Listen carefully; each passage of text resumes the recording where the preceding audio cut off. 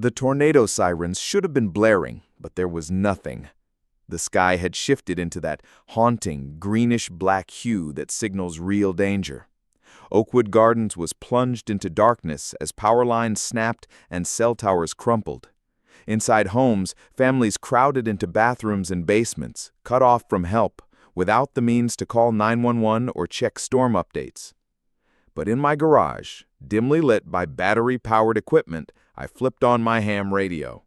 The comforting hum of my Yaesu FTDX 3000 came to life. My hands were steady, even as the world outside crumbled. CQ emergency! CQ emergency! This is K5TXM in Oakwood Gardens. We have a tornado on the ground. Multiple homes damaged. We need assistance. 3 hours later, I was still on the air, the only link between our shattered neighborhood and emergency services miles away. Just a few weeks before, I'd installed a Diamond X300A antenna on my roof, a 6-foot-tall piece of hardware with radial elements designed for range during disasters. I'd been a licensed amateur radio operator for over 15 years, part of the Midwest Emergency Radio Network. The day I mounted the antenna, I heard the sharp tap of heels on my driveway. There stood Karen Blackwood, president of our HOA. Immaculately dressed and visibly irritated, she demanded an explanation. I tried to explain the purpose of the antenna, how it was vital for emergency communications. Her response? A formal violation notice and a daily fine until the unauthorized structure was removed. She cited bylaws and aesthetic standards. At the next HOA meeting, I brought documents, FCC records, and disaster reports showing the critical role ham operators play during emergencies. But it was 4-1 against me. Karen wasn't satisfied with just the fines. She launched a personal campaign, documenting trash can placements, grass height, even my rain gutters. Every week brought a new notice. Then came the storm. That June afternoon, everything changed.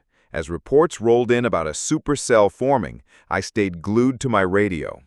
When the tornado touched down just 2 miles away, chaos erupted. Power failed instantly. Trees collapsed, windows shattered, and all digital communication was lost. But my setup was ready. As neighbors sought shelter in my garage, drawn by the only working light on the street, I relayed every emergency.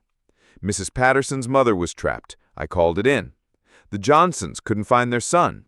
I located him through another operator. Gas leaks, blocked roads, medical needs. I relayed it all. Even Karen showed up, her usual poise gone. Her husband was having chest pains. With no ambulance in sight, she had nowhere else to turn. I got them help in minutes.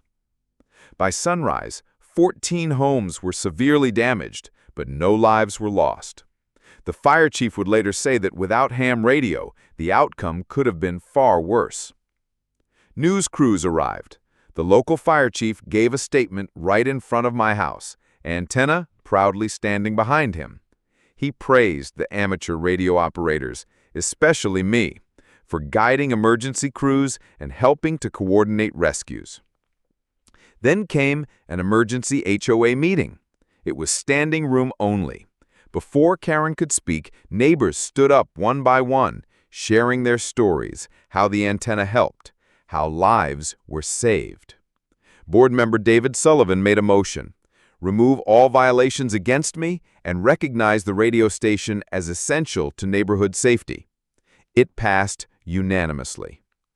Karen tried to protest, but another neighbor called for a vote of no confidence. She was removed as HOA president on the spot. It didn't end there.